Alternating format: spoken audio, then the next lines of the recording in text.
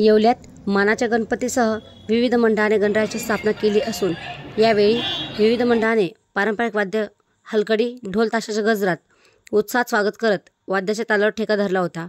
शहरातील सर्व गणेश मंडळाच्या कार्यकर्त्यांनी गणरायाची स्थापना विधीपूर्वक केली। दरम्यान मानाच्या गणपतीच्या मिरवणुकीत लाट्या-काट्या विविध पथनाट्य सादर करण्यात आले।